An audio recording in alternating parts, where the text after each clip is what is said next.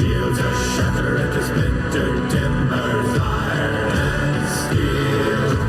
Fires are rising and the bells are ringing. Glory take us into Odin's halls. Golden glimmer and the sound of singing as guards call. Oh, oh, oh, the echoes of eternity. Oh, oh, oh, Valhalla calling me. Oh, oh, oh, to pluck the strings of destiny. Oh, oh, oh, Valhalla calling me.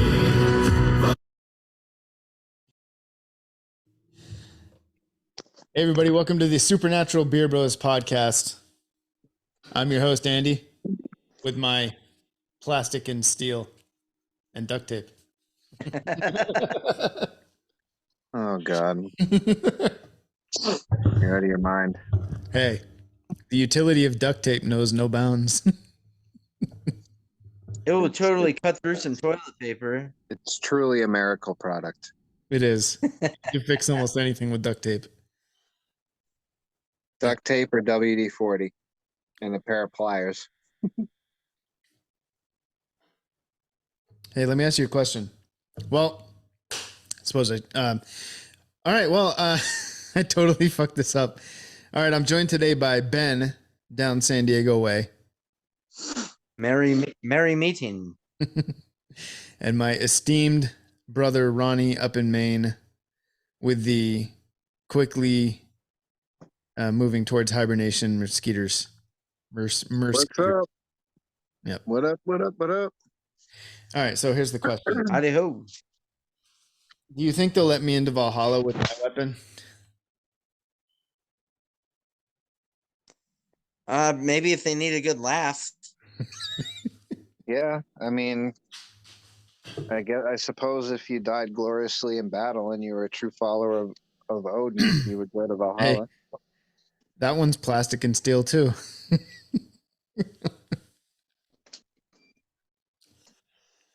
Oh, gotta love it.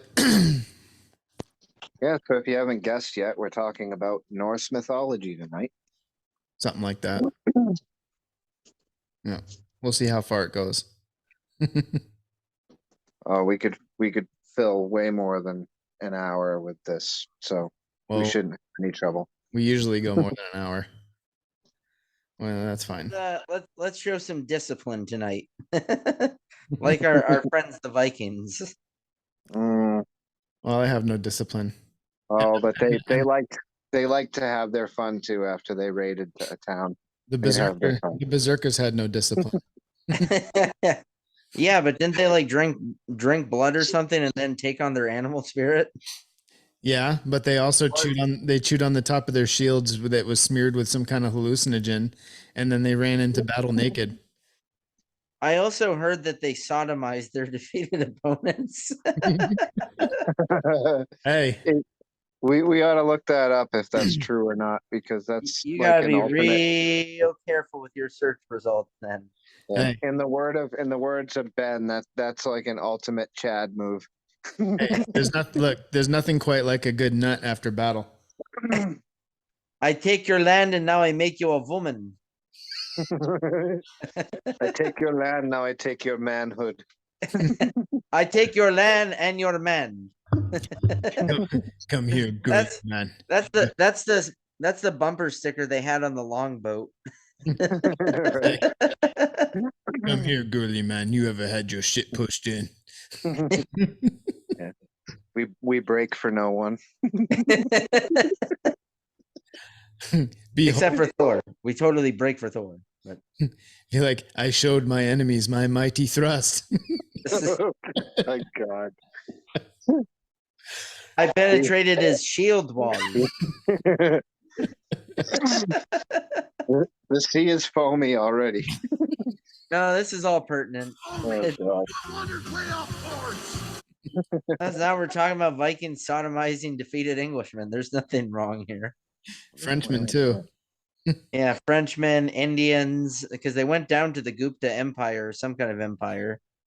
Like they went everywhere, man. Yeah. Like Russia Russia was actually primarily Viking for a period of time, especially I not don't. I don't think it was Russia proper as we know it today. I think it was more like the Belarus region, yeah, parts of Ukraine. all Because if Belarus, you look at all Belarus means is white Russia. yeah, that's what I was going to say. Belarus in Russian means white Russian. Right. So like the drink, the white Russian. Mm-hmm. Country named for drink. It's so good. Yes. And if it's Russian, you can be sure it comes with vodka. Silly Americans think they could tame Russian water.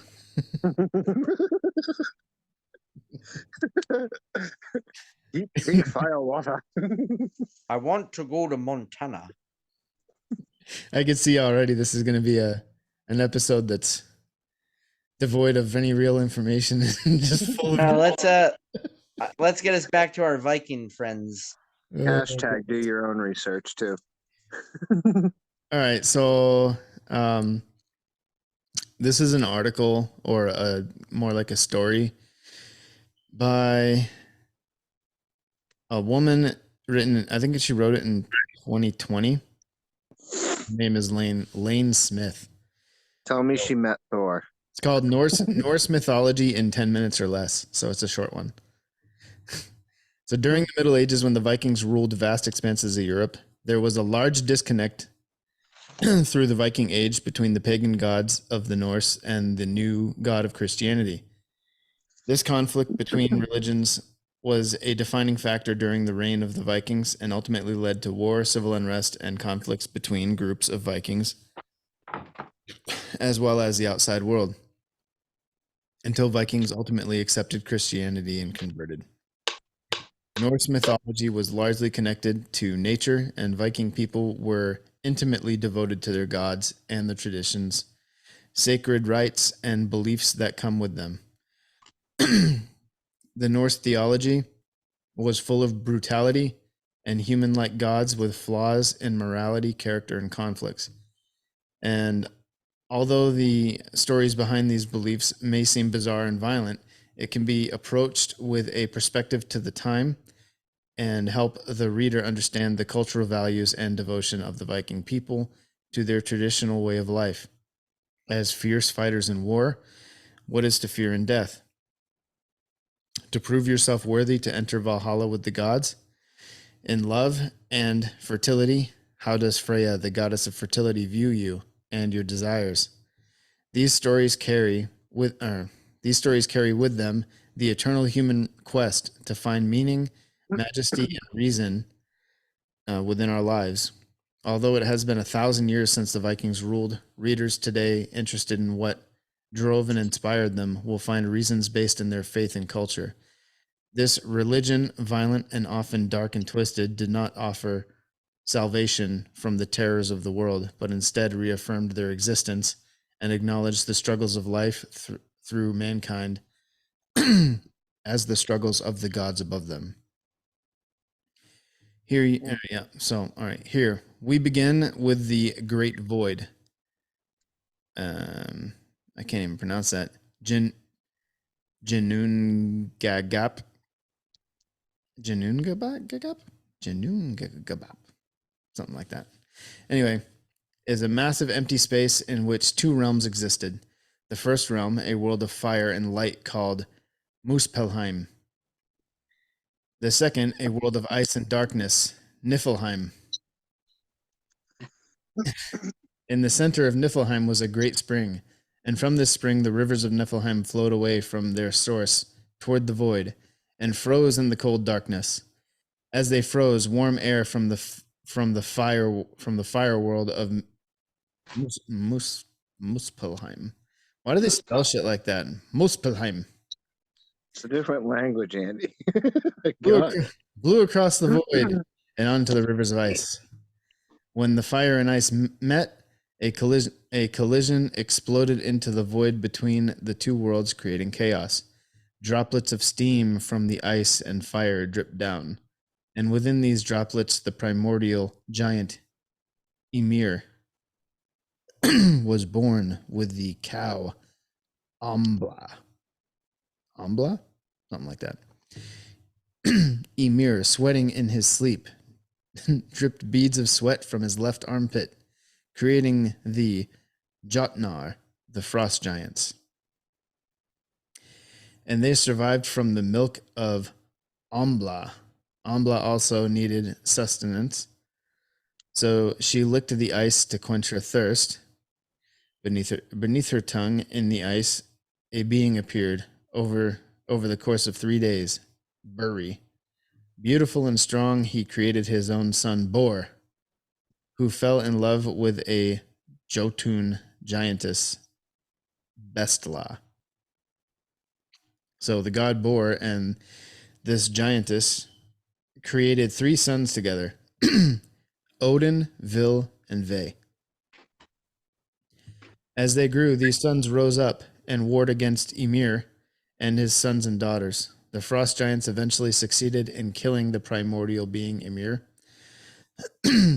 As Ymir died, the 3 brothers placed his body into the void between the worlds of ice and fire, and his blood poured out, creating a huge flood, which drowned the giants Ymir had created, except for 2.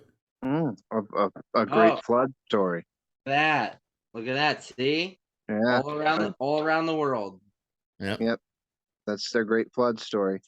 And you know what? The biblical flood also killed the giants that roamed among us. Mm-hmm. Man, look at those interconnections just by reading that. That's wild, dude. Yeah, that's pretty cool. I didn't even know that. Although I don't know very much ever. So. More you know. So that drowned the giants, except for 2. Bergelmir and his unnamed wife. These 2 giants built a ship and rode the waves of blood to another land, far away from the wars of Odin, Vil, and Ve, but waited in this faraway land to seek their vengeance upon the brothers. Odin, Vil, and Ve took Ymir's body and shaped it into a world, a flat ring placed in the void between the worlds of ice and fire, out of a universe of warring opposites, heat and cold, fire and ice, gods and giants. A new world was born, made by the gods from the body of their enemy, the sons of a giantess pursuing and killing all of their own kind. Ymir's blood became the world's lakes and seas, his flesh and bones the land and the mountains. His teeth made the rocks, and his skull became the arch of the sky above the world. From the what does that say? From the maggots that ate Ymir's body, the gods created a race similar to man, and filled them with wisdom, naming them dwarves or dark elves. So they held up the sky at the 4 points of Ymir's skull, north, south, east, and west. The brothers took fire from the sparks of Muspelheim and threw them into the sky to create the stars and give light to the world, and time began. That's their creation myth. Yep. Yeah, so mind is blown hearing about the flood thing, honestly. Yeah. Because there wasn't that long ago that we were talking about that. Like, yeah. So I know I found an interesting one here because I was kind of curious on like how.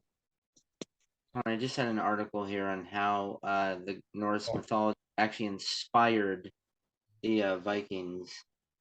I don't know how much of this you want me to read, but there's still a little bit more. Oh yeah, my bad. I thought you were done. That sounded like a break. Fine. No, keep going, man. Yeah. Yeah, I just wanted to get you guys' take on what I'd read already. Yeah, I mean, the big thing for me is the flood thing. Yeah. Yeah. All right. So the blood of Ymir created an infinite circular sea that marked the outer boundary of this world, encircled with a great serpent, Jormungand, the son of Loki and Angrboda, something like that, destined to be Thor's eternal enemy. Beyond lay a wasteland inhabited by 2 surviving giants and their children. As they waited for their chance to avenge Ymir's death, this land was called Jotunheim, home of the giants.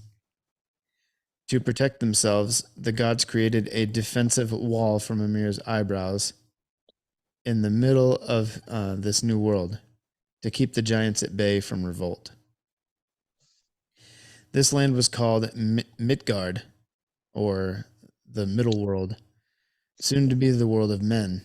Finally, they took Ymir's brain and threw it into the sky, creating clouds. Mhm. Clouds are the giant's brain. So, rest, peace, and order resided in Midgard with warmth, green plants, and life. Craving more life. Nothing but gas and hot air. Huh? Craving more life, Odin and his brothers took 2 trees and shaped them into the image of gods. Odin gave the beings breath and life, Vil giving them intelligence and feeling, and Ve giving them speech, hearing, and sight. With these gifts of inspiration into their souls, the gods created man, Ash, and Embla. Ash and Embla. So those were the 2 original humans. Yeah. So Adam and Eve, Ash and Embla. Holy crap, It's dude. still an A and an E.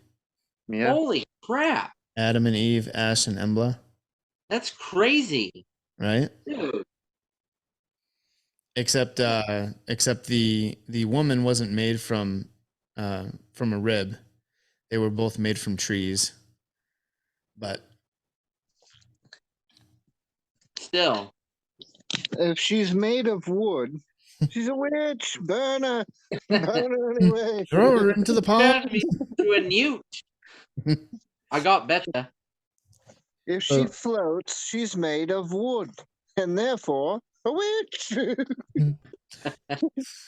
So the first 2 people were given a home in the visible world of Midgard to live out their lives in a world of men and worship the gods. Odin, needing a home for the gods, created Asgard, a beautiful city where Odin ruled. He took Frigg as his wife, and she bore all the children that would come to inhabit Asgard. What the frig, man? Thus, So Odin, huh? He's the Norse god of stubbing your toe. Right. Yeah. Thus, Odin became known as the All-Father, father of both gods and mankind. In order to connect the worlds, the gods built a rainbow bridge, the Bifrost, between each of the worlds. To protect this bridge, a god named Heimdall keeps watch on the bridge, prepared to blow his horn. Gallarhon He's prepared to blow his horn. in warning. Well, I mean, Well, Horn will be he is blowing. on the Rainbow Bridge. Right? that's what Vikings used in warfare. They used horns to announce their presence. I wonder if said horn that Heimdall blows has a phallic shape to it. I'm sure it's I more hear like that. I hear Heimdall blows the skin flute. That meat whistle. A big glorious one too. So in Jotunheim, a giant had the daughter of Night, who had a daughter named Day. Odin took Night and Day and had them ride a chariot around the worlds in the heavens. So on Earth, a boy Mani or Moon and a girl named Sol or Sun were taken to pilot the chariots. The siblings made across the heavens in haste each day as they are pursued by the wolves Skoll and Hadi or Haiti. Oh, we got wolves in the mythology too, kind of like the creation myths from the Romans. Yeah. So they were eternally in pursuit to devour them. All in all, 9 worlds were created to hold all the beings of the universe. Asgard, home of the gods. Midgard, home of the men. Alfheim, home of the light elves. Midhavia, or Havila, home of the dwarves. Jotunheim, home of the giants. Vanaheim, home of wise fertility gods. Niflheim, the dark and cold original realm. And Muspelheim, or Muspelheim, the realm of fire and light. hell, hell dash the afterlife for those who die dishonorably. So there's a hell in Norse mythology. It Interesting. would appear so. Hmm. Who's the Norse's? I Like, thought the Satan. Norse believed that if you weren't accepted into Valhalla, then you would just be doomed to roam the world endlessly forever. Hmm. That's what I thought. But I mean, apparently the word hell is the actual Old Norse word, hell. Well, there's some people that would say that all of us, the world that we live in, is actually hell. I heard that I thought we discussed that theory about this being like a purgatory or something. Yeah, maybe maybe. maybe Yeah, I remember we maybe we're talked about something like that. maybe we're all already dead, and this is purgatory. You are in Elysium. You are already dead. Right? If you find yourself in a field of wheat with the wind blowing and you're running your fingers through the grass, do not fear. Rejoice, for Yeah. you are Do not be already dead. troubled. You are in Elysium. Hey, I think there was a show. If I don't remember if it was this show or not, but there was well, the show is called oh, I can't even remember the name of it now. What was it? I had it and then I lost it. Yeah. What was it about? Uh it's on Amazon Prime. It's called I can't remember. Sorry. Give us an idea of what it's about, and maybe I can help you with the name. Oh, The Expanse. It's called The Expanse. Okay. So we got basically people colonized the pretty much the inner solar system. So we got we're pretty much fully colonized on Mars, and we got Earth, obviously, and then you got what they call the Belters that inhabit space stations around the asteroid belt, and one of these space stations turned into like a Mormon colony, and they're building like this giant spaceship that they call or I think they call it Elysium. Interesting. If I remember right. It's Perhaps. Illuminati confirmed right there. Yeah. So Odin was a wanderer, a seeker of knowledge, justice, war, and fairness. He traveled far and wide away from Asgard to seek wisdom and honor. On his quest, Odin went to the well of wisdom, and to prove himself, sacrificed his own eye and dropped it into the well, and thus was given wisdom. The Norns, the Norns, who carved runes into the tree of Yggdrasil to seal destiny, were skeptical of Odin.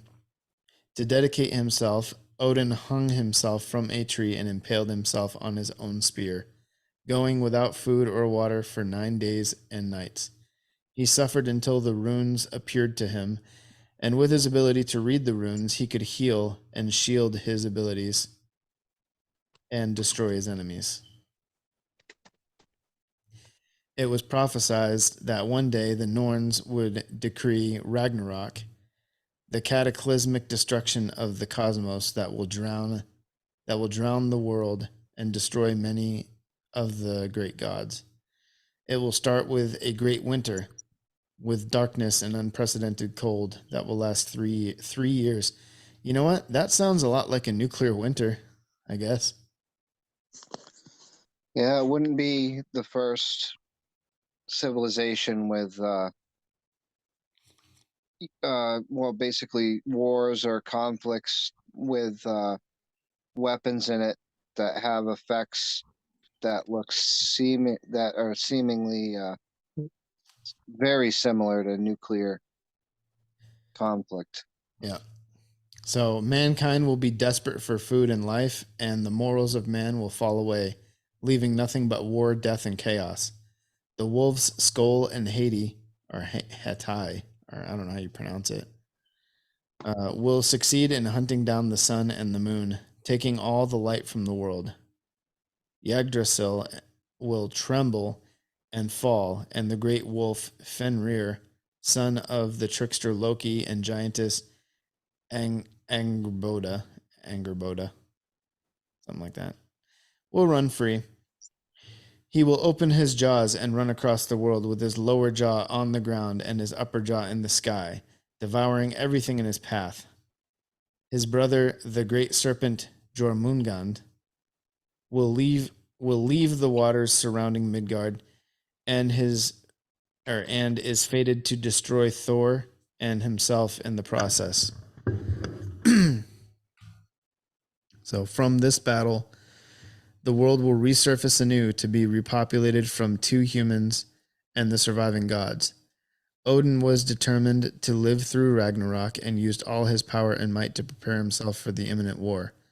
Odin sent his Valkyries, divine maiden warriors, to every human battle to decide who will be victorious and who will die.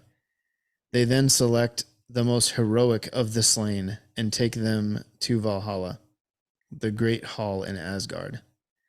Odin sits in the hall with his ravens, thought and memory, who fly off into the world every day at sunrise to gather information and return for the feast each day with the heroes of the dead, whispering their secrets into Odin's ear. And the heroes in Valhalla will spend their eternal days in friendly fighting matches, staying strong, drinking and eating together in order to prepare for the final days of Ragnarok. You know what? He sends his ravens into the world of man every day to gather information. Maybe that's why we see UFOs every day. Well, they say at the final battle of Armageddon that, Jesus shows up at the head of, God's army with, 110,000 or something. Probably 140, but Yeah, whatever it was. But the point is that, a very select few of the billions of people that have died on this planet get to be a part of that. And it kind of falls into the same type of thing, just for different reasons. Who gets to, I guess, be close in the company of the gods. right. Yeah. Huh. So there was that all from that article? Yeah, that's it. Yeah, because I was curious, like, because once you said ravens, I immediately had images of I'm sure a lot of people, many people saw all the Lord of the Rings trilogy, especially the first one, Fellowship of the Ring, when Saruman has ravens as his spies in his service. So there's a scene when the Fellowship. There's a scene when the Fellowship is wandering in these snow-capped mountains, and they have to conceal themselves from a flock of ravens. So, again, one of the reasons why I love J.R.R. Tolkien is because he basically took essentially like Norse and Northern European mythology, as well as the mythology of the British Isles, and turned it into something majestic, which still like here today. So yeah, Icelandic folk tales, Norse mythology, that all like really inspired it. Like, for example, so Asatru. Asatru is some kind of religion.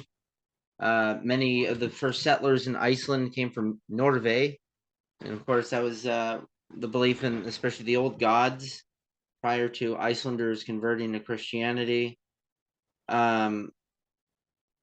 Basically, yeah, so a lot of that was nature worship, which of course you kind of got the sense of in Lord of the Rings with like especially the elves of Lothlorien, the elves of just the elves in general.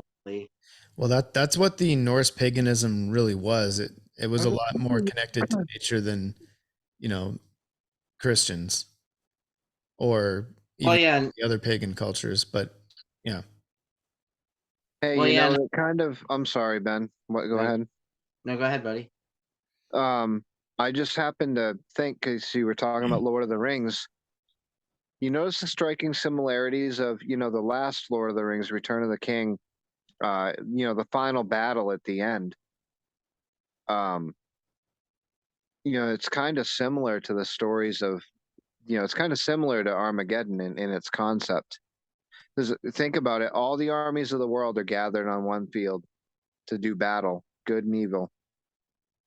And you know, just as good as getting ready to lose, the king shows up with his army of the dead and wins the day. yeah, and it's the same. It's the same with the Vikings. The Ragnarok. Ragnarok could be interpreted as the Battle of Armageddon. Could it Well, not? yeah, because I'd only heard, honestly, it's all new to me. But as I'm reading it, so I guess basically Ragnarok is an apocalyptic battle, apparently ending the world and killing most of the gods and their adversaries. So first of all, I didn't realize there was mythology where gods were specifically killed. Well, Like, yeah, with the Vikings, they're like their gods to them were physical living beings. You know what I mean? And physical living beings can be killed. Yeah, if it bleeds, we can kill it. Change my mind. well, yeah, because that's what I was just reading about, and the difference between like my favorite mythology of the Greeks, and I mean, I'm starting to take more interest in the Norse as I go along. But like, you have the Olympians who ruled on high and they were immortal. Like you could never kill an Olympian. So that was just an interesting, and also the Greek gods sort of showed the perfection of humanity, almost like they were the perfect humanity was supposed to be perfected by looking at these Yeah. creatures. So they embodied beauty, whereas the Norse gods were embodying pure strength. And the Um, Olympians took power through killing the Titans, who were the original Greek gods. Yeah, and actually is the same type of shit with this mythology. Odin and his brothers took up arms against what was it, Ymir or Ymir, Yeah. and killed him, which was the god that was created pretty much in the beginning. No, wait a minute. I thought it said the frost giants killed Ymir, and then But Odin and his but brothers. Odin and his brothers were fighting him too. Oh, I thought that they took their father's body, and when he died, they, you know, created the worlds with his body. Well, they created our world with his body. Okay. oh, Oh, so whatever. in the Battle of Ragnarok, Odin is killed, Thor is killed. That's wild Mm-hmm. because apparently, they had restrained these forces of chaos, but these forces of chaos burst sort of onto the scene. And I'm kind of getting images of what was that movie they came out with several years ago? They were showing the Greek gods that were chained up, but then they broke free of their chains. The immortals. Yeah, Immortals. Yeah, I'm kind of getting imagery of the Immortals right now, honestly, thinking of them Yeah. being broken free and raising, causing havoc. Hey, so when the Ravens asked Zeus, like, why do we have to keep going out there every day? And Zeus? or not Zeus, Odin. The Ravens asked Odin why we have to keep going out there every day doing reconnaissance work for you. We never come back with anything new. And Odin replies, I don't like them putting chemicals in the water that turn the friggin' frogs. Pretty much. Yeah. Odin. With a little quotation, Odin, probably. Colorized 2021. with an asterisk. Yeah.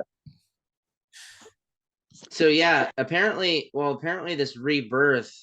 So just to kind of go on with this, because obviously all of these Norse myths eventually, like all the myths of the old European world, met with Christianity. So there was some saying that the rebirth after the cataclysm at Ragnarok might have been inspired by the Christian resurrection story, which could make sense. However, like that's the thing about all these ancient religions and cultures, just like the Druids, they were not literary cultures, so they didn't like pen down their stories early, centuries before. So it was all word of mouth. So there's no telling how or not Christianity actually inspired this rebirth narrative or not. Well, didn't they have that like was it like Gaelic runes or something they wrote in? Yeah, I think Celtic runes. You said Gaelic. Well, whatever.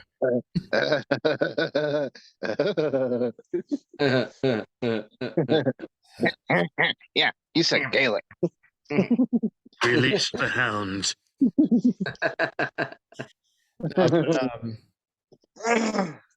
Yeah, Ronnie, you totally messed up my train of thought. That's what I'm good at, Andy. I was gonna say something and I don't remember what it was. Oh, here's It was something that was gonna be mildly intelligent, which is abnormal for me.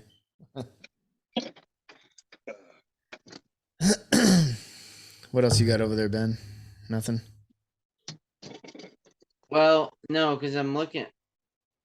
Okay, yeah. So, kind of an interesting thing on how the significance on Norse gods back in the Viking era.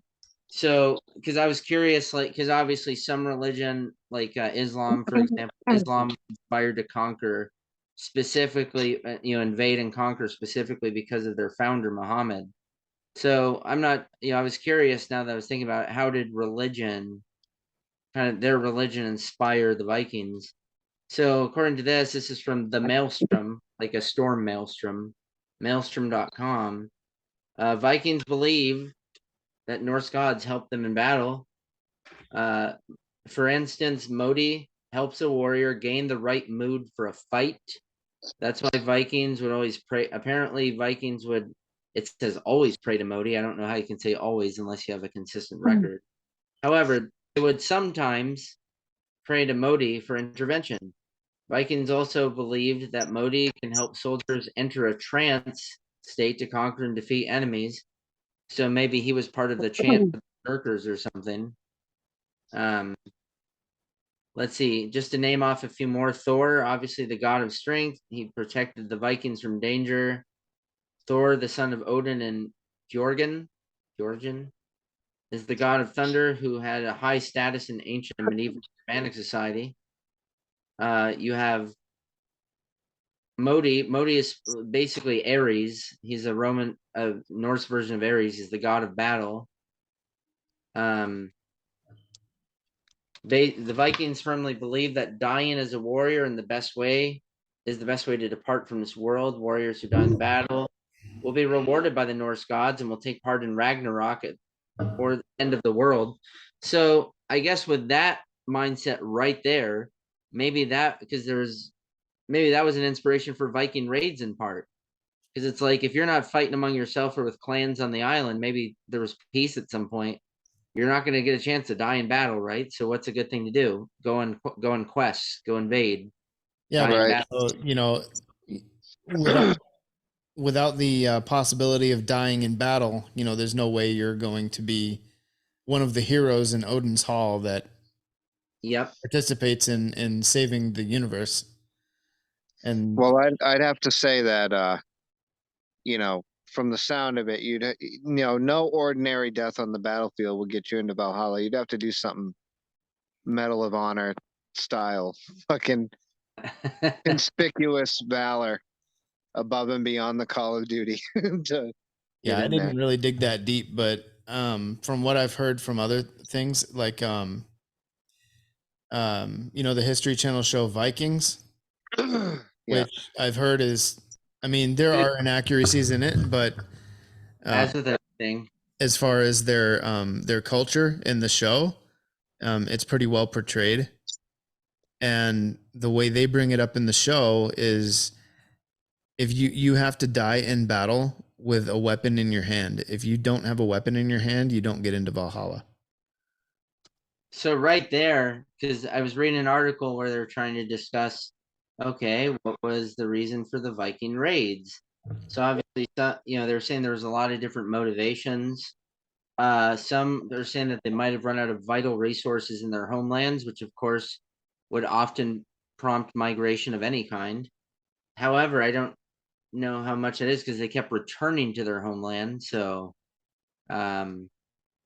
with the exception for Ireland, Scotland, and England, they love the soil there. That's why they stayed there for centuries as visitors. And that's another thing I was going to bring up, Ronnie. You know, we're like half English, right? So Yeah. chances are we got a little Dane in us too.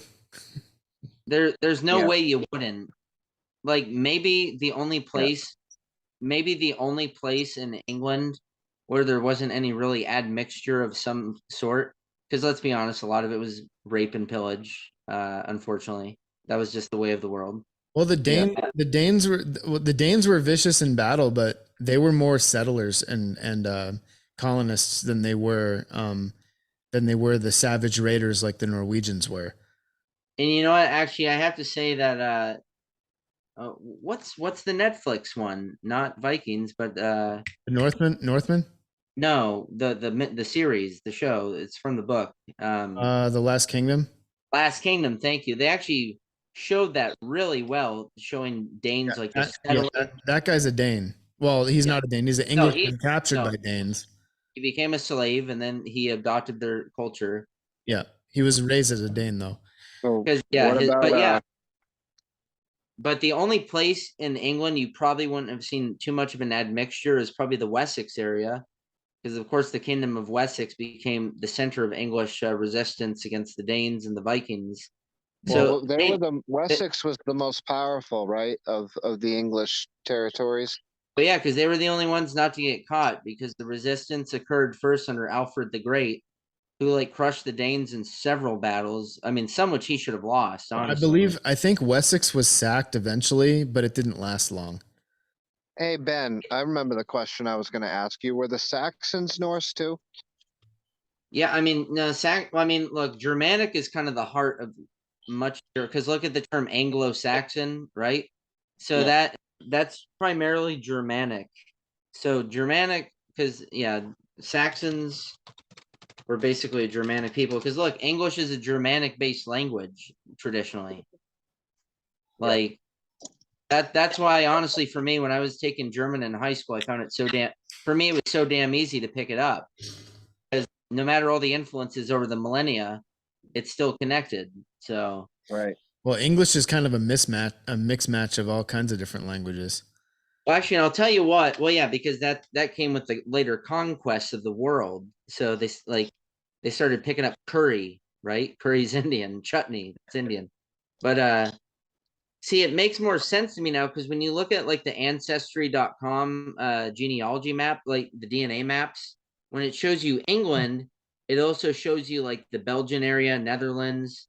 But which at first I'm like, what the hell? But that makes sense now, because the Saxons were a Germanic tribe that originally occupied what today is the North Sea coast of the Netherlands, Germany, and Denmark.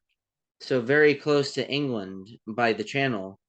Because again, you check out that map for English, it always goes to the North Sea as well.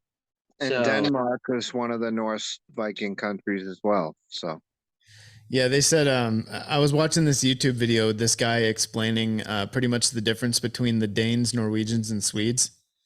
And like back in the day, the Vikings. And, IKEA. And he explained it in the terms of three siblings. And he's like, the Danes were the more mature older brother that just wants to, get out there and expand and build his empire or whatever. And the Swedes were like the middle child that not really sure which path to take, whether he should join his younger brother or older brother and what they're doing. And the younger brother is the Norwegians, the out of control younger brother that's fucking going around destroying everything. randomly without cause or provocation. That seems pretty fair. Seems pretty fair. Like it's pretty wild. Like that interaction on the British Isles went pretty much from like the 700s all the way up until a final Scottish battle in the 1260s, only 2 years before William Wallace was born. So that's wild to think. They were fighting friggin' Vikings for that long on the Isles in some form or fashion. Right. So how is Edward the Longshanks fighting to expand his kingdom in France when he was fighting Danes on his own soil? What's okay? It was Scots. it was Scots versus Danes, so two wild people. Oh, and don't forget the Irish. We brought in a army of Irish conscripts. Well, I wouldn't worry about them. I told you before, it's my island. I know. God tells me he can get me out of this mess. I'm pretty sure you're fucked. Oh man, you know what, dude? Honestly, I'd like to be. If I could go back in time to, just be a fly on the wall, I'd like to go see what really happened with William Wallace. Just go Like back and be a fly on the wall. You know what I mean? The Like how he was Scottish revolt. how he was killed or his exploits. His exploits. Yeah, like honestly, dude, the movie didn't do him any favor because, like, I mean, it introduced millions of people to William Wallace, but it did his actual story no favor because he like led raids on English seaports and burned like dozens of ships. The Battle of Stirling was the Battle of Stirling Bridge, which is far more interesting. I think they could have made that an awesome scene in the movie. But did he ride his horse into a nobleman's bedchamber and club him in the face with a fucking ball and chain? Probably not. No. I'm wondering if But he did kill 50 men. 50. I was gonna say at Stirling Bridge though, was the British, the English Northern Army annihilated? Half of it was because they waited for half the army to cross this narrow bridge, then they launched an attack from the surrounding hills and basically just massacred them. Yeah, because that bridge is a choke point. They got half the army over there, surrounded half of it, and the only way for them to get away was across that bridge. They couldn't get away fast enough. Yeah, it's funny when Longshanks in the movie when Longshanks come home and he's like, what news of the North? He's like, nothing new. I've spent riders to speed any word. He's like, oh, I heard the news in France where I was fighting to expand your kingdom. The word, my son, is our entire Northern army is annihilated, and you have done nothing. He's like, smacks him in the face. Oh! And he gets up with a knife and he smacks him again. Was his son really that girly and incompetent in real life? I mean, I think in real life he was actually killed by his wife or from a conspiracy. Like I think he had a hot poker was stuck up his behind. Oh. So I don't know if he was like a latent homosexual, but he was definitely, I believe, killed by his wife or a lover or some conspiracy. Yeah. Was his wife really a French princess too? She was Welsh. Or Welsh? Yeah, Welsh. Yeah. Welsh. But no, it's just crazy because, yeah. So I mean, well, yeah, what was it? Yeah, 1200s. It was this last battle. It was only 2 years before he was born. So that just shows you the extent of which those people had an interest in the Isles. Kind of beginning with Lindisfarne, the sacking of that a very famous sacking of a Christian monastery in the 700s. So it was basically 5 centuries of interactions, and those people went all over the world. Again, I'm not a scholar. I'm sure people maybe they have documents from the period of like Viking sayings or whatever the fuck. But I think really at the end of the day, if they really did prize strength as a religious virtue based on their gods, and dying was that important, then they're going to go all over the world looking for glory. I mean, because Vikings. But Hold on now. Yeah. honestly, like in that time, they didn't have the population really, even between the three countries, if they united for widespread conquest. like the best they could hope for would be raids. And they used to raid everywhere. They used to raid along the Silk Road, and they even got like Chinese slaves and shit.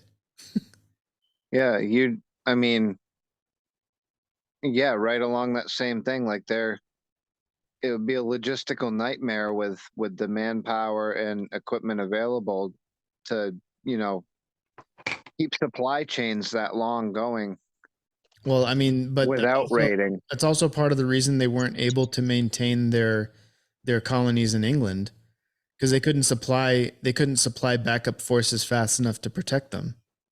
Well, they had a toehold for quite a long time, though. Well, they did, I mean, but they were eventually slaughtered by the English. that's true. There was even a famous massacre of Danes. Like entire villages, men, women, and children were slaughtered.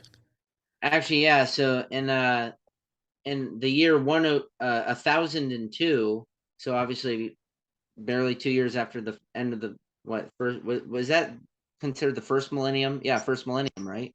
Yeah. Yeah, there was something called the Saint Brice's Day Massacre, which was the planned killing of all Danes ordered by King Ethel. He was called King Ethelred the Unready. So yeah, He wasn't I, ready.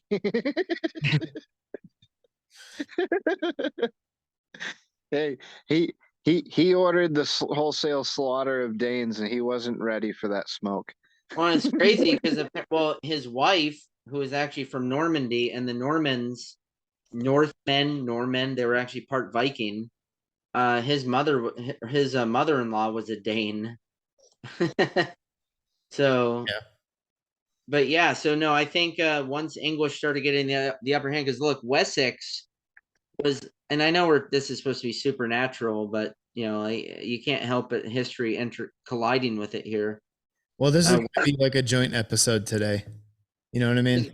Wessex was frankly on its back heel too. Like it wasn't like always strong. Actually, there was a very famous period of time where King Alfred the Great had to flee into the marshes. There's they actually portrayed that very well too in Last Kingdom. He had to flee in the marshes with his band, and eventually they gathered an army in great strength and defeated the Danes at various battles and asserted their independence. But it was, so we're talking about a massacre here, 300 years after Alfred, or 200 years after Alfred. So I mean, how far is even Denmark from England, even by boat? I wonder. Not sure. Oh, I mean, I'd say it was a decent distance. I mean, distance from Denmark to London is approximately 500 miles or more by boat. And I don't know what type of boat. Oh, here we go. How long did it take the Vikings to sail to England? Look, folks, there's an article on everything. The Vikings. Well, hold on. Here's the thing, though. To sail to England or northern Britain, it would take the Vikings about 3 to 6 days in good and favorable conditions. That's not that prohibitive. I mean, maybe they just ran out of people. Yeah, that's not bad at all. You could resupply your colony in less a week. That's nothing. Well, it is when your colony is under attack. It doesn't take long. Yeah, if they say the colony went under attack, an army's at your gates, you sent the messenger on a boat back to your home country. What was it? 3 to 6 days in favorable conditions. Yeah. So let's say the conditions stayed favorable. You're back there at 3 to 6 days to deliver the message, and then whatever time it takes to gather the response, Call it 3 and then days. ship it probably. back. You're looking at 2 to 3 weeks for a response, which is still good for that time. It's almost a month, though. It's still a long time. I mean, weather depending and also manpower. I mean, it could be as long as a month probably before there's any response. So the best you could hope for really with your responding force is revenge, because by that time the fight's going to be over by that time. Yeah, potentially. That's true. Unless you had strong fortifications and they had to run a siege. But Yeah. So anyway, So where another was big. Thor during all this? Oh yeah, 'Cause where was Thor this for? Thor could consume the English with fireballs from his eyes and bolts of lightning from his ass. Well, Thor was busy having like big epic battle. So, for example, I'm looking at a very epic picture here of Thor standing. Apparently, Thor drove the dwarves out of Scandinavia by throwing his hammer at them. So, oh really? Just one toss? That was it? That's all it took? well, in this picture, he's a frigging colossus of Rhodes standing over all these midgets who are fleeing in terror. So, Surprised he didn't just take his boot down on him. like, I mash you with my fingers. It's like an army of darkness when he's got all those mini him running around and he's like, London Bridge is falling down.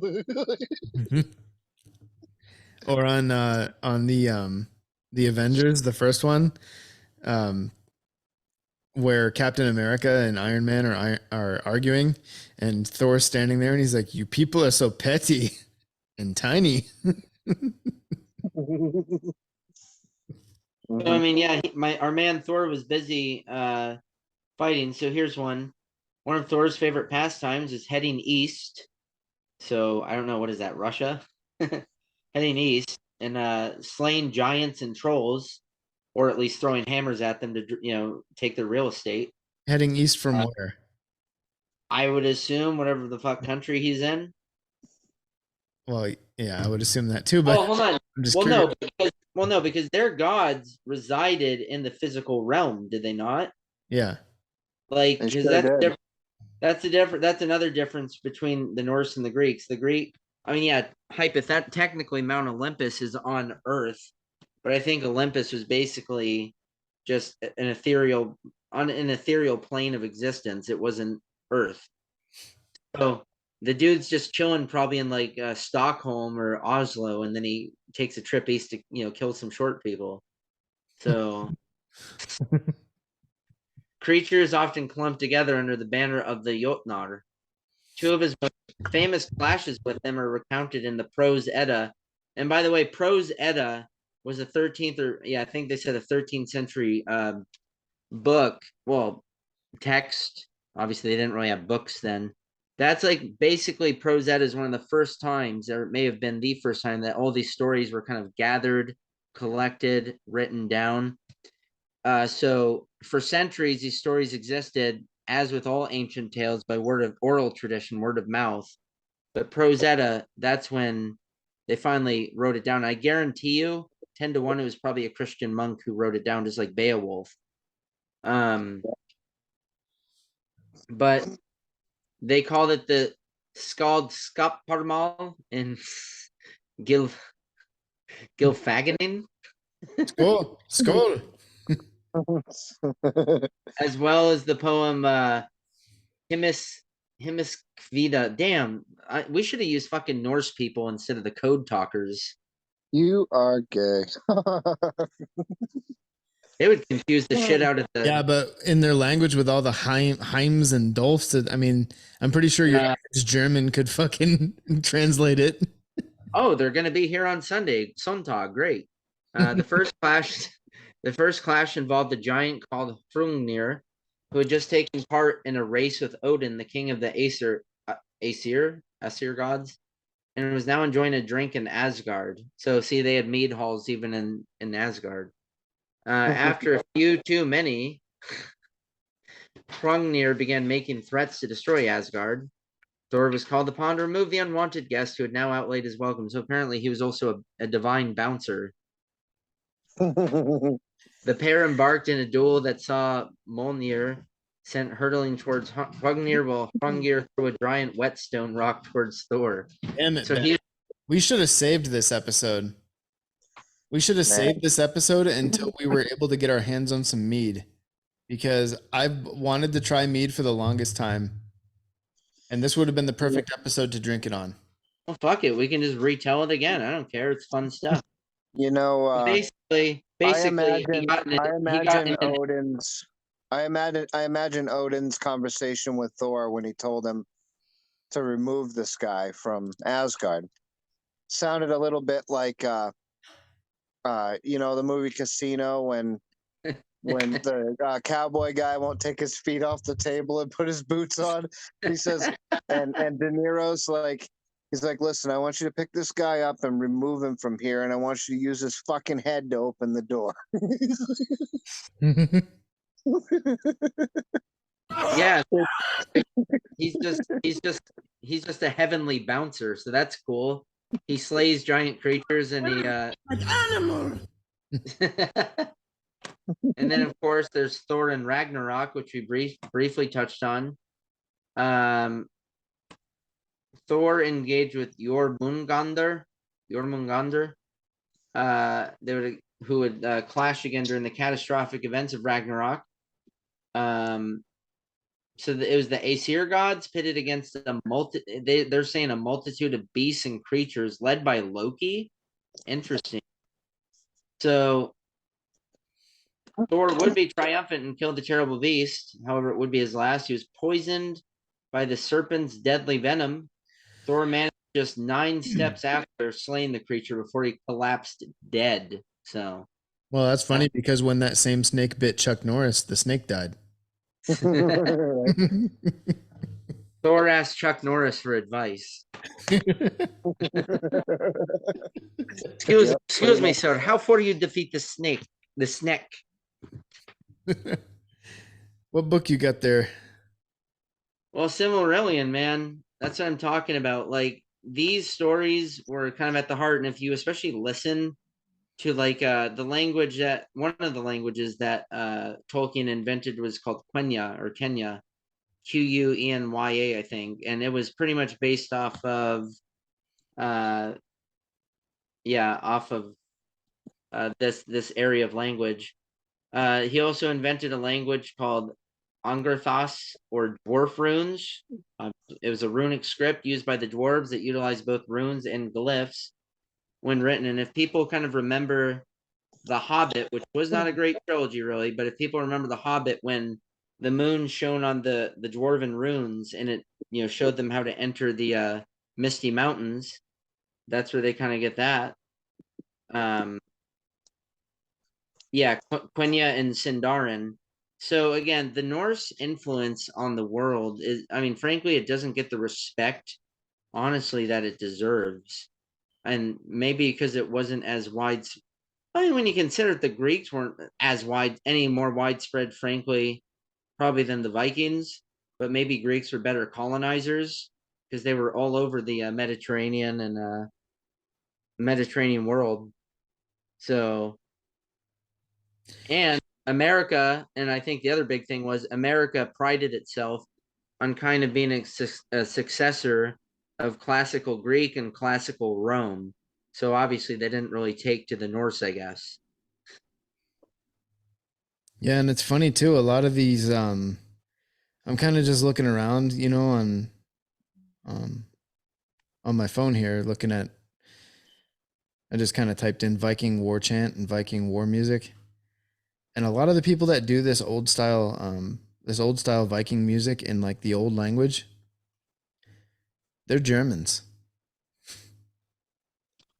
Yeah, again, because it's ancestral. I personally believe in ancestral memory.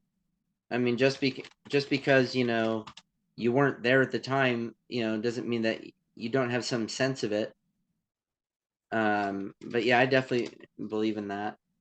Or they also call it genetic memory, when certain kinds of memories could be inherited, being present at birth in the absence of any associated sensory experience, and that such memories could be incorporated into the genome over long spans of time. Well, there could be something supernatural about this too, because they've done experiments in the jungle with monkeys where they'll show one group of monkeys how to do something, like say, whatever, open a fucking coconut or something with a rock, and then like 50 miles away, Same species of monkeys starts doing it the way the other group was showed.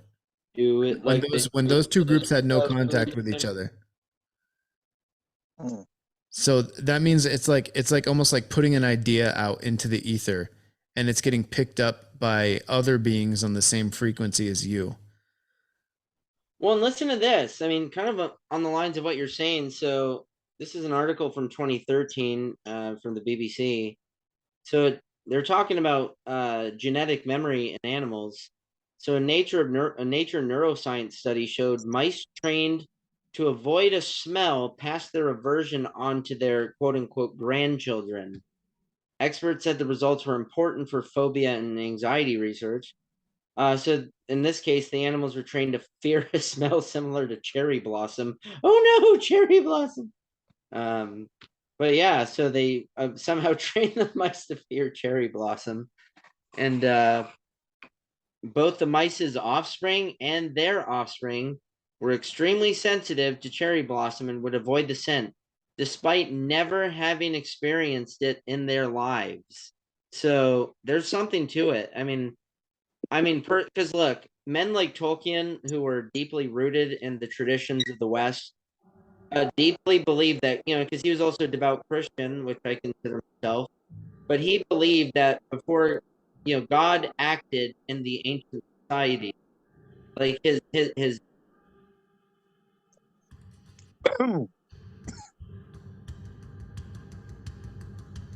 You playing me off? Oh God, it's the wrap it up box. Holy shit! No, He's it's not. playing. He's playing me off like the Oscars. I'm just playing something in the background while you talk. Keep talking. Well, it's Wrap not. it up. It's not that epic right now. If you want, here, save that, and I'll read another story about Thor throwing out a drunk from heaven. All right. No, but look, because I believe there's a spiritual element to it and I think Tolkien and men like him are right, especially even when they were, obviously devout Christians, because they felt that God was always present in His creation, even when that creation was populated, whether it was by the pagan Greeks or the pagan Norse or the pagan this or the pagan that. He was still active in society, in creation, and that's why there's all these elements of truth and all these legends and stories. So yeah, I think like when people are doing these chants or they're doing some other ancestral thing, I think it's spiritual. I think there's a connection there, both genetically and spiritually. So, does anyone want to hear about a few weapons from Norse mythology? Yeah. Is this one of them? So, what? Yeah, the Vikings famously created microplastics. Right. Yeah, but Yeah. it is a hand axe. It's short. So, this is I'm not going to go through and read the whole thing, but I mean, I'll give you the names and a brief thing about them. So it's 10 legendary weapons in Norse mythology.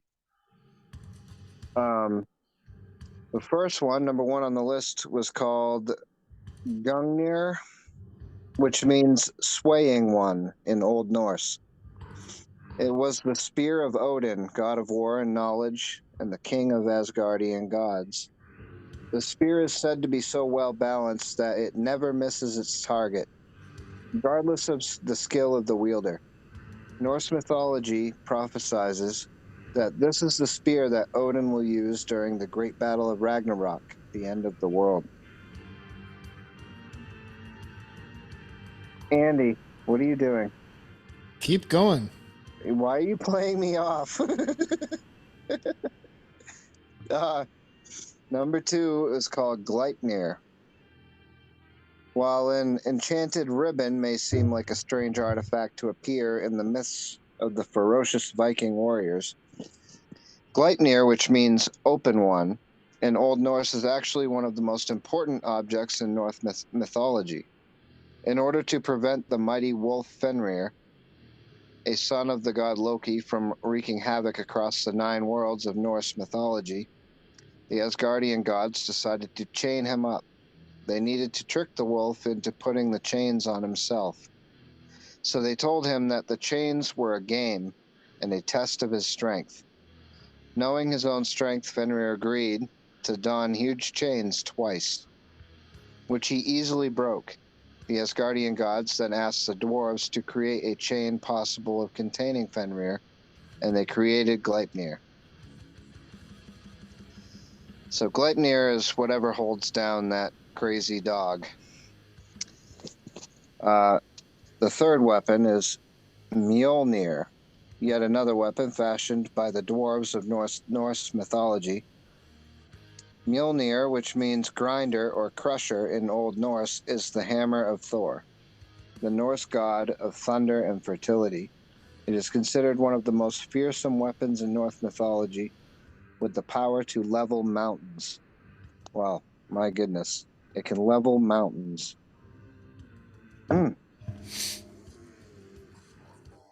Yeah, but did it have Wi-Fi? I mean, if Marvel is to be believed, yes, because he need only hold out his hand, and wherever his hammer is in the universe, it comes Hey, flying. what was this? What was this dog, by the way?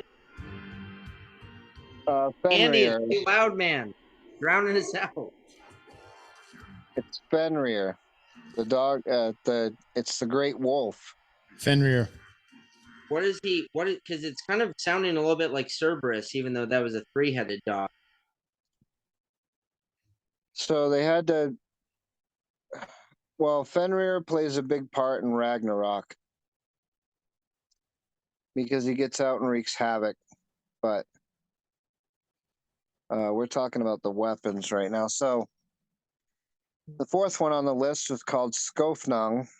According to Norse mythology, Skofnung was the sword of the legendary Danish king Hrolf Kraki, and was considered the best of all swords in northern lands.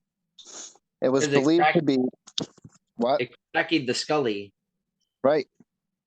It was believed to be supernaturally sharp and hard, and imbued with the spirits of the king's 12 faithful berserker bodyguards. Was it wielded by Bjorn Ironsides?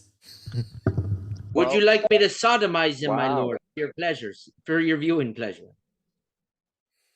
Well, here you go. So, according to the sagas, the sword cannot be drawn in the presence of women, and that the sun must never shine on the sword's hilt. It is also said that a wound made by the sword will never heal unless rubbed with the Skofnung stone. You know what? That weapon is brought up in that movie, The Northman. Yeah. Have you watched it, Ben? Mm-hmm. The Northman. Yeah, they show him as a berserker. Yeah. What he's describing, that weapon, that's the weapon he uses at the end of the movie. Oh shoot! Oh, that's crazy. I didn't realize that. Like he goes into that fucking cave or whatever and fights that Skeletor creature to get that weapon from it. Wait, he fight. I thought his last fight was with his mother's husband. It is, but he goes to get that weapon to kill his mother's husband with it. Oh, crazy! No, I don't remember that. Wow. Hey, now this is one bitchin' sword. Number 5 on the list is called Dainsleif. Another sword of legendary King Dainsleif, which means Dane's legacy in Old Norse, was the sword of King Hogni in Norse mythology. Dainsleif was made by the famous dwarven craftsman Dane. It was imbued with magic so that whenever it was drawn, it could not be sheathed again until taking a life. The sword never missed its target, and even the lightest scratch resulted in death. So the sword had auto aim.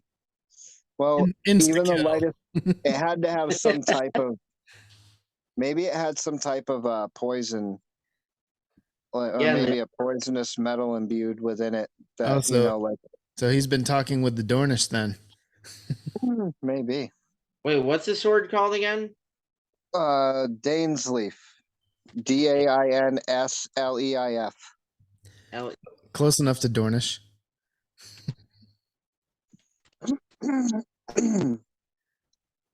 Yeah, Dane's leaf. Well, keep talking. Oh, Dane's leaf. It's one word. Okay. Oh, like Dane. See, there again. There's the influence because Dane is a big name in Lord. Dain is a big name in Lord of the Rings and The Hobbit. Yep. Number 6 legendary weapon is called Angervadal, which means stream of anguish in Old Norse.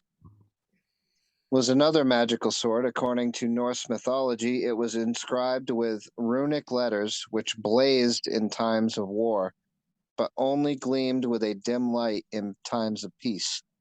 According to Norse mythology, it belonged to Frithiof, son of the hero Thorstein, Viking's son. The sons of the king of the Norwegian region, King Beli of Sign, were jealous of Frithiof, as he was said to be the tallest, strongest, and bravest of men. In their jealousy, they prevented Frithiof from marrying their foster sister, Ingborg. They sent Frithiof on a mission to Orkney, and while he was away, burned down his homestead and married Ingborg to the elderly king Ring. Left with nothing, Frithiof sails off with Viking warriors to earn his fortune.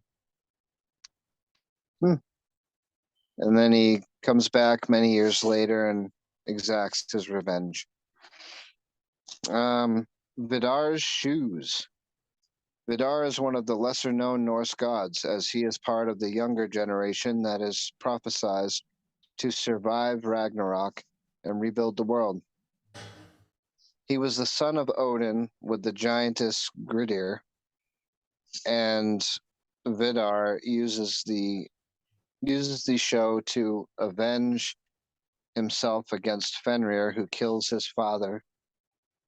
Fenrir during the battle of Ragnarok. Immediately following Odin's death, Vidar threw himself at Fenrir and was able to defeat him thanks to his magical shoes. Crafted, wow, they must be like the Air Jordans of their day. He gave him a few extra pumps. Right? Air Thor Yeah. or Air Odin. He gave the Right, one they were like those pumps. Air Odin. Yeah, Air pump them up. Odins. You are gay. Welcome to Airsguard. So the shoe was magically strong and sturdy, and with them, Vidar was able to kick open Fenrir's jaw, allowing him to hold his upper jaw open and cut the mighty wolf's mouth to pieces with his sword.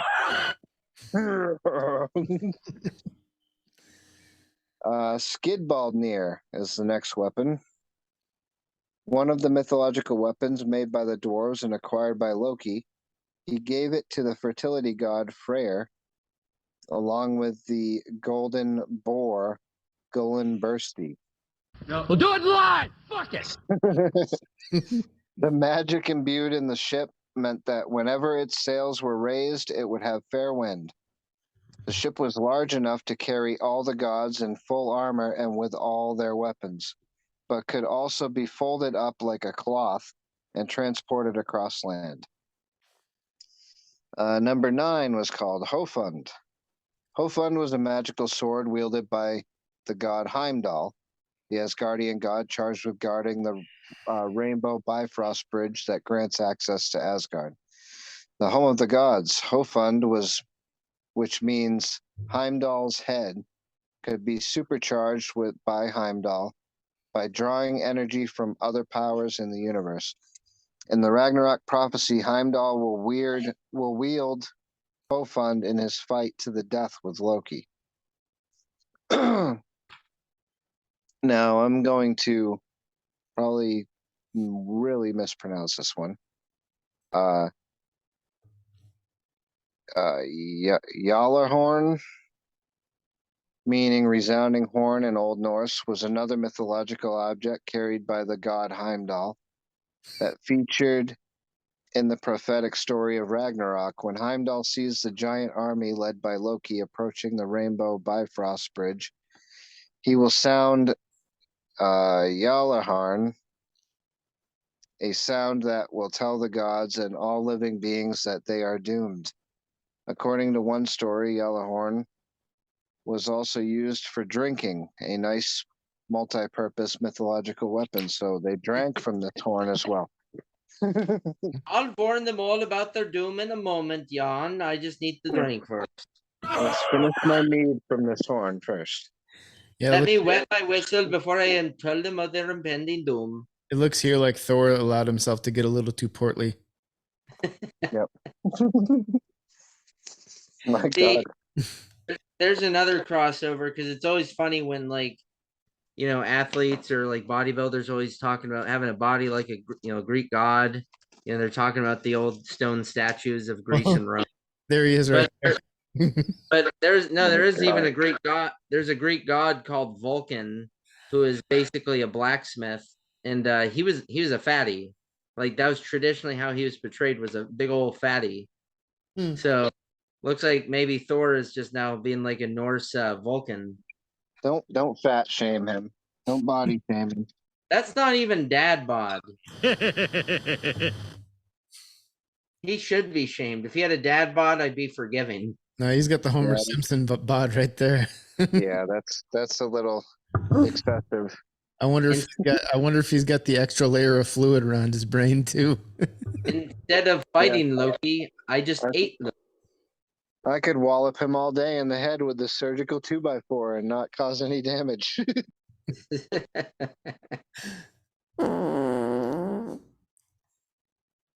That's probably what would happen if you walloped him all day in the head with a 2x4.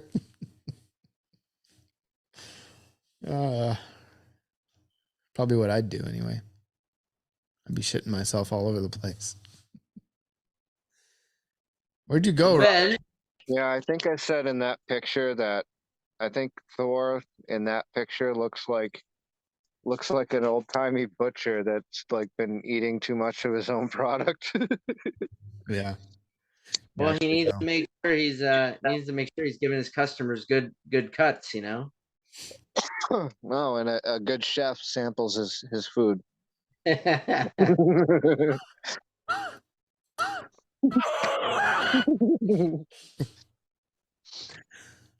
Anyway, what else you got over there, Ben? Anything? No, I think that good and well covers it. Yeah. Yeah, I think just at the end of the day, kind of seeing how what I found interesting from some of the reading is how the Vikings just interacted with these stories outside of their culture or brought it with them. Because again, something that struck me was this passage is saying that Vikings never saw beauty as a necessity and strength is all they needed. Beliefs aside, the Norse gods aren't earthbound like Greek gods either. So that just that was interesting. That it was just the strength that they valued, which makes sense given their ferocious exploit. Yeah, they're ferocious. What do you call that? Their reputation in battle. Yep. Yeah, that's all I got from me. It must have been terrifying to, be a town and then seeing a bunch of friggin' axe wielding maniacs show up on your doorstep. All right, man. Where's your drinks? Mine's inside. How are we supposed to toast if you don't have a drink? I don't know. Toast when I'm done smoking, and I'll go in, and then we can toast. You smoke too Talk about much. something else. All right, fine. Fuck you. Skål. Fuck it. Fuck it, Trebek. Damn, when your daily double, you brigand. I just garfunkled your mother last night, Trebek. All right, so what do we got? All right, so if you want to hit us up for any reason, you want to complain, you got suggestions, maybe episode ideas, you want to be on the show, Whine and you wanna cry do. or praise. yep, I don't care what it is. You can hit us up at supernaturalbeerbros@gmail.com, or you can hit us up on the DMs at SBBpod. I don't post on there very much, but who cares? I got like 30 followers on there, so what does it matter?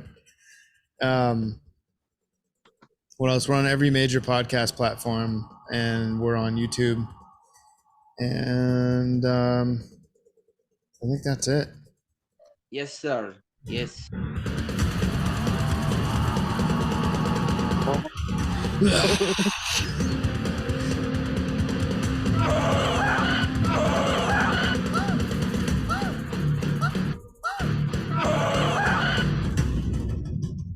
Hey, it's like that. It's like that meme that I sent you guys a couple weeks ago. Remember when it said Roman legions in the Germanic forests, and hey, what was that? What was that sound? Oh, it was probably nothing.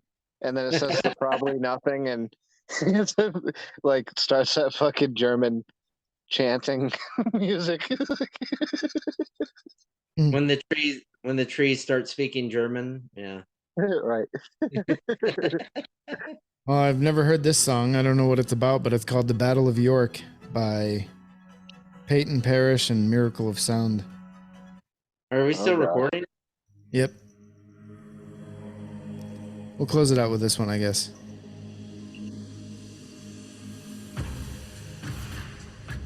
I think this is the same guys that did the Valhalla Calling Me.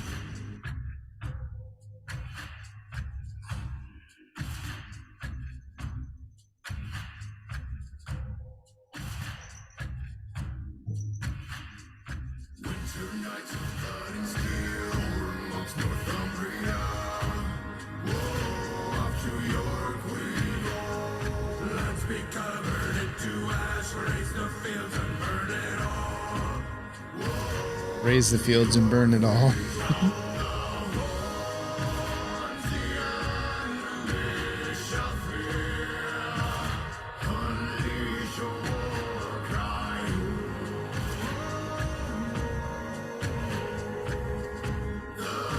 So anyway, this has been the Supernatural Beer Bros podcast. We are signing out.